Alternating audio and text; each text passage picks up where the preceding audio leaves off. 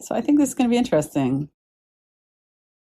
And to really give ourselves full permission to be kind and to not shame ourselves for any of this. So this is the same slide from last week. We're working with this permission to feel. There's a Brene Brown podcast where she interviewed Mark Brackett, and there's a book, Permission to Feel, if you're interested in going more into it. And he's an emotions scientist. He's with Yale and has a lot of really interesting things. In the book, he talks about emotional literacy and emotional intelligence and how to really develop that. So this is one of the things that a slide that we saw last week as well. So talking about how our emotional states really affect all of these things and the creativity. Last week, we worked more with the social relations part and how we send those signals of approach or avoid. And this today, we're going to work more with the creativity. But where we direct our attention also has a lot to do with the creativity. And strong negative emotions narrow our minds and get us into that kind of black and white thinking, decision making as well. So these are not kind of separate from each other, but we're going to focus more on that where our attention is, our decision making, and then how in particular it works with creativity. So creativity here is art and music and dance and all of those things we think of when we think about creativity. But in particular, how we're going to work today is when we're facing a challenge, like we all are facing the challenge of COVID-19 and the pandemic. And some of us have very particular challenges around being stuck in a house with people that aren't safe for us or we don't like, or with children and trying to homeschool and work from home. Other people have less of that. We're on the easy retreat, as Joan Tollefson said. Some are on the advanced retreat. But whatever the challenges are, how can we respond in a way that's not just the way it's always been? Like everything, these researchers study all of this stuff, which I think is so fascinating what they find. And one of the things that personality traits of being open to experience seems to be really related to creativity. And I would circle back around that with the trauma response of one of the reasons that we're not open to experience is that a lot of our experience has been harmful and we've learned how to protect ourselves. So another kind of look at why creativity is so hard when we're feeling really stressed. They talk about it being a set of skills that we can improve with practice, so that's good news. And also what we were just referring to a moment ago is that it includes performance and effectiveness. So we need to have confidence in ourselves to even say, what about this? Have we thought about this? Or could we, look at this? But also, how could we put that into action? And again, we're getting into social anxiety and the risk we take when we say something that's new, that a lot of people might judge us for that or condemn us for that. So the expression of our creativity is really nuanced as well. So one thing I thought was interesting in the book, he's talking about people who believe that if I persevere, I can find solutions. So I can look when the old way doesn't work, like today, normally I would be going into my sons and having a Mother's Day celebration with them. And that's not an option now. So what could we do instead? And so we ended up, I talked to my granddaughter who turned 18 yesterday, and I talked to my son, and we're going to do something later, a socially distanced visit when it's a few more weeks into this. But one of the things that I found myself doing today too was really focusing on, I'm really grateful that all of us are still here, alive and healthy, and that their mother, who's a doctor, can be at home with them and not slammed in a New York style kind of healthcare crisis where it wouldn't be safe for her to be at home. So even though I can't be there, there's a lot of other ways that we can connect. So some people have that optimism or that trust that if we put our minds to it, if we really look into it, that we can persevere and we can find ways to make things work. And it might not be what we want, but it'll be satisfying in its own way. So I just wanted to take a moment to just sit with that just for a second. What's your experience with this? Do you believe that if you persevere, that you can find a way to make it work? And notice the energy in your body as well.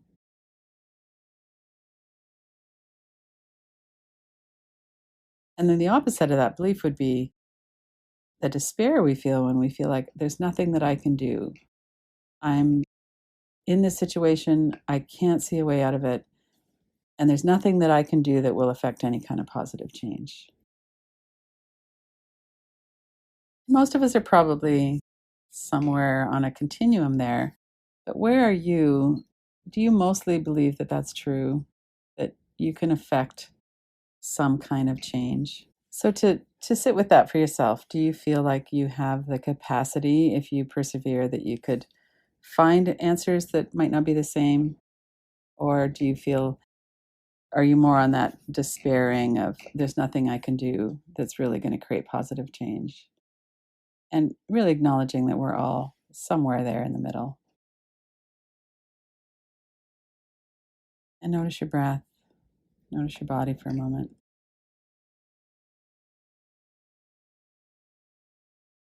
Some of this belief is certainly based on our experience. And when it comes particularly to creativity, they found that the kind of school systems that reward standardized testing and the right answers on exams tend to squash children's creativity. And they found that over the last 20 years that people are actually less creative than they were. That there's reasons for having certain things in school systems and in family systems as well. It really affects us. So, one of the things that they talk about is that we feel more joy and pride and satisfaction when we're creative, that we have more positive emotions altogether, and we tend to think more positively when we have more creativity in our life. For me, I've really noticed how the work that I do, I feel so, it feels so meaningful and valuable that I can look at this situation and think, well, what could help people right now? What could help me? And so for me, it's been a very deeply satisfying journey of doing this kind of work generally, but also in the last few months of working with COVID-19 and really thinking about what could help, or really sitting with that, and that satisfaction we have of knowing that we're helping is really important. So then we come to what shuts us down.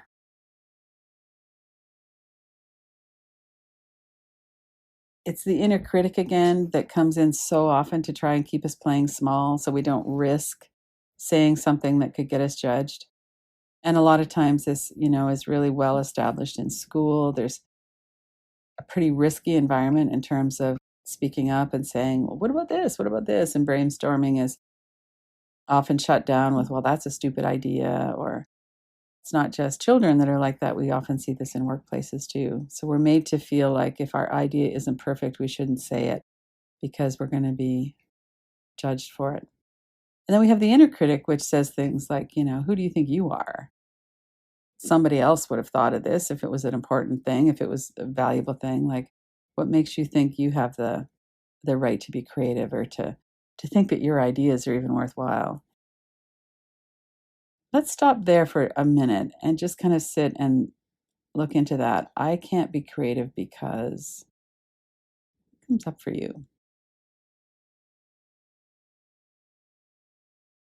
or I'm not creative because.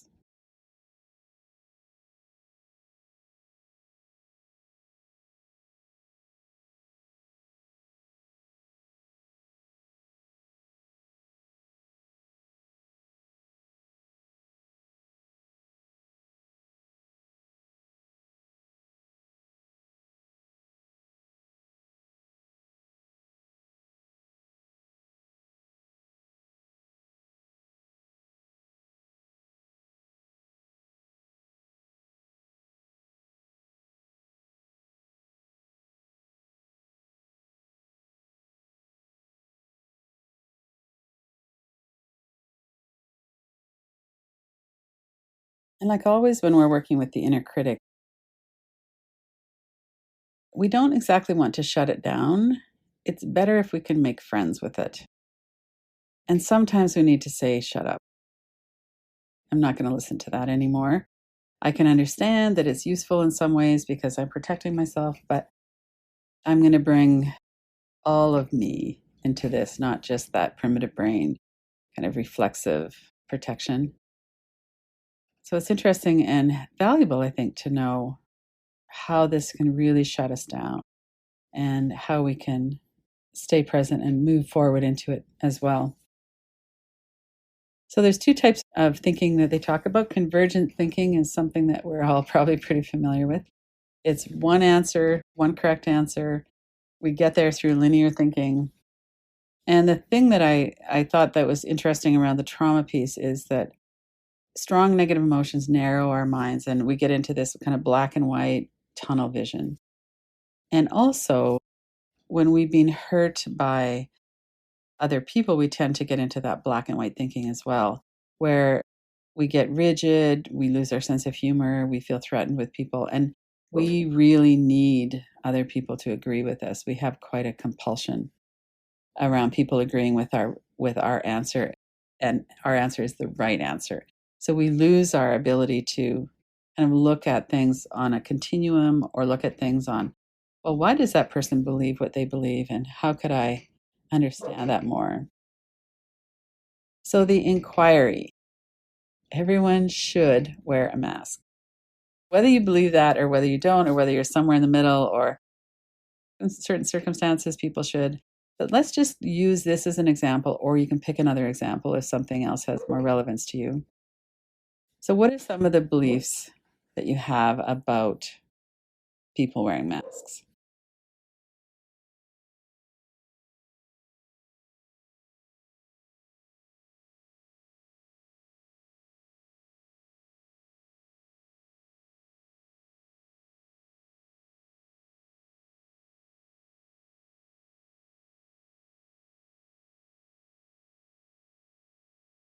So, one of the things that's true about this situation is that we don't have a lot of good information, and new information is coming out.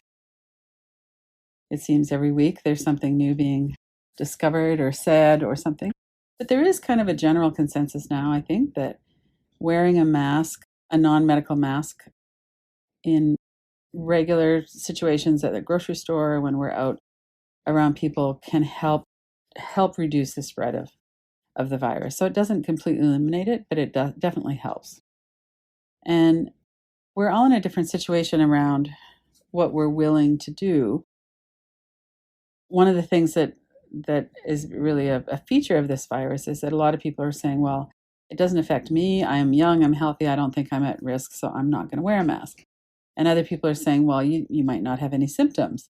So it's a social responsibility.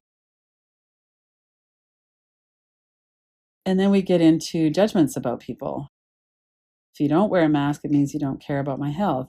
And if you do wear a mask, other people might look at you and go, well, you're overreacting, you're hysterical. And so we tend to get kind of polarized. So let's just look at some of this. And, we'll take, 4 or 5 minutes here to really kind of give ourselves time. So what are your thoughts about people who are on the other side of this from you?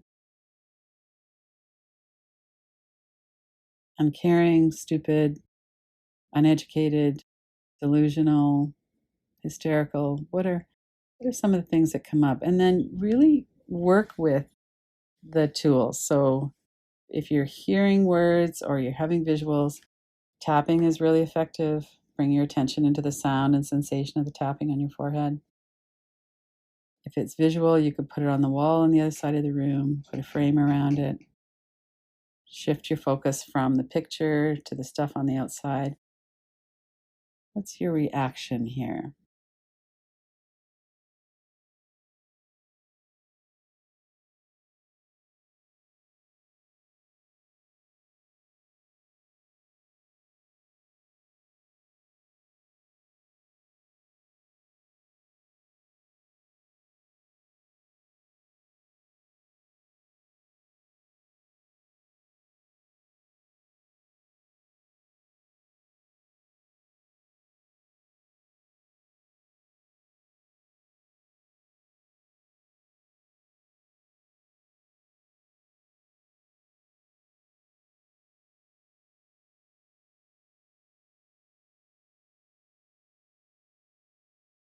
And notice the energy that that creates in your body. So there's a fact. Some people don't wear masks. Some people do wear masks. There's a number of beliefs that people have about that. It's not important. It's not going to help. I'm doing my part. Maybe it'll help a bit. I'm scared when I see people who aren't doing that. And then look at your emotional reaction to all of that.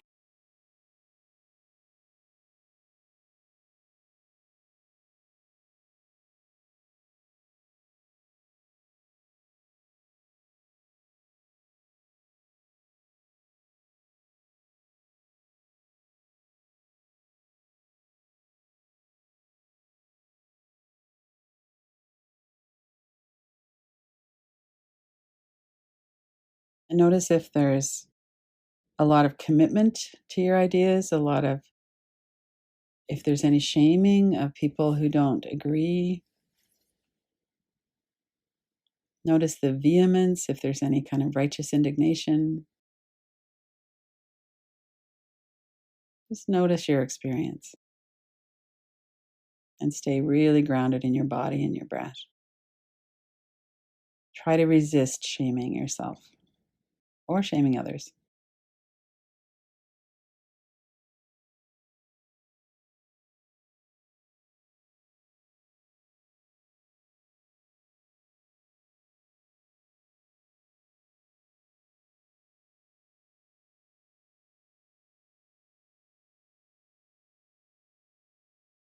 And then let that come to a stop.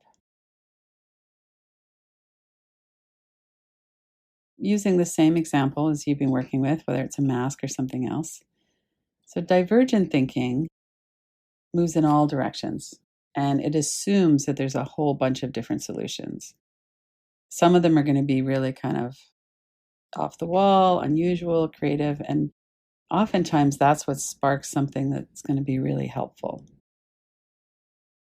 The steps in divergent thinking, I think, really speak to the polarizing that so often happens right now. So we define the problem. The second step is we understand the human needs. So, what are the human needs around me wearing a mask, other people wearing a mask?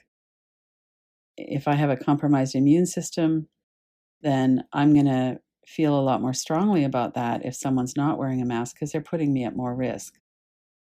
So, how can we really look at this problem in a human centric way?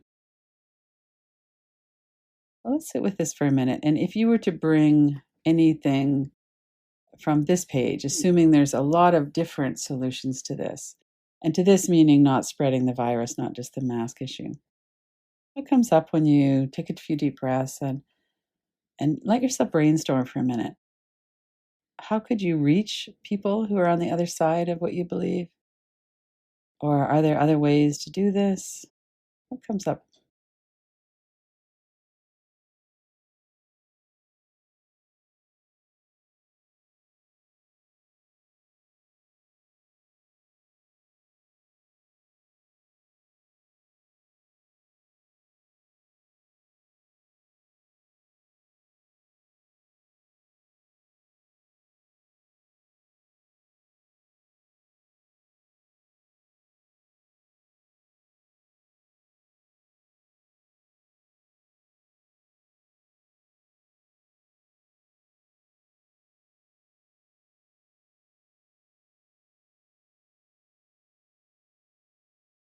Could even be something around how could I let go of my vehemence around this?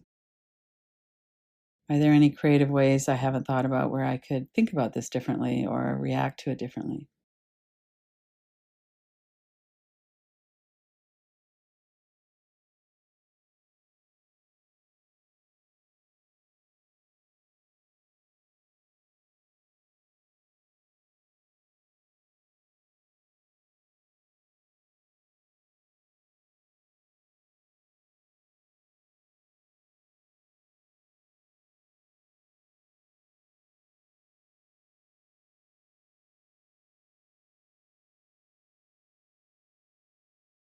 And then let's move into risk assessment.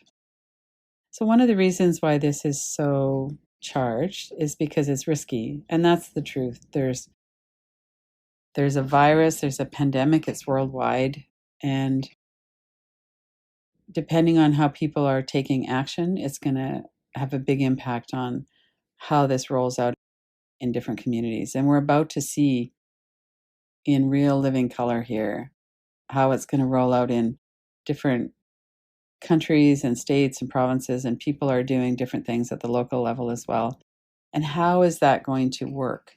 So when we look at the virus itself, we can see that there's a lot of risk assessment that goes on. And when we look at our creative process, there's also risk assessment with that. And so you could kind of work on it on whatever level that is kind of drawing your attention right now. In terms of risk assessment around creative thinking, what's the risk of brainstorming solutions compared to then moving to sharing those solutions with others? So quite often we shut ourselves down at the process of, I'm not even going to think about it, or we're just kind of frozen, or we don't have access to our creativity, when actually maybe there's no risk at all to just thinking about it and brainstorming solutions. The risk might come when we share that with other people. So what is the actual level of threat? And if we're looking at what are some of the worst case scenarios? So in terms, if we're staying with the mask analysis, what are the worst case scenarios of me speaking out about it? Not so much if the worst case scenario would be is if everybody wasn't taking precautions, then the virus would be spread a lot more, but more in the level of how am I working with this individually? The worst case scenario around the mask might be, I'm going to really lose it with somebody who's not wearing a mask and I'm going to scream at them. Or so what are some of those? What are some of the more likely things too that might happen? Just take a few minutes for this as well.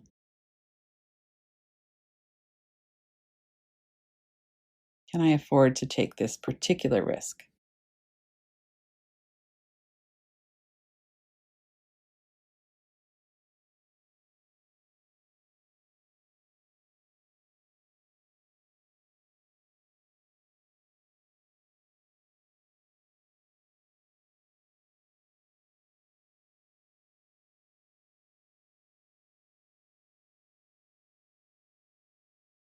Really remembering to use tapping or tracing or any of the tools if things are getting kind of heated and intense. Come back into your body, notice your breath, your feet on the floor.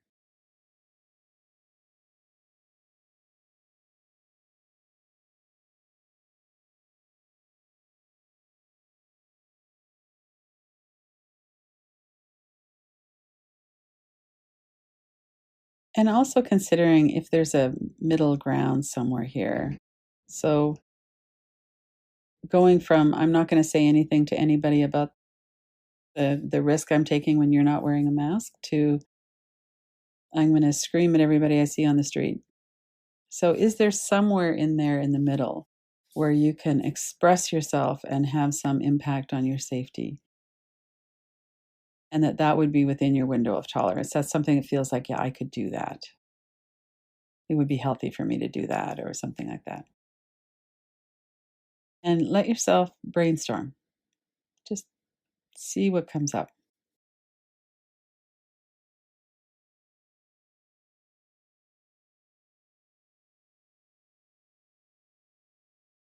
Might be something that you could run through your mind, kind of slow motion.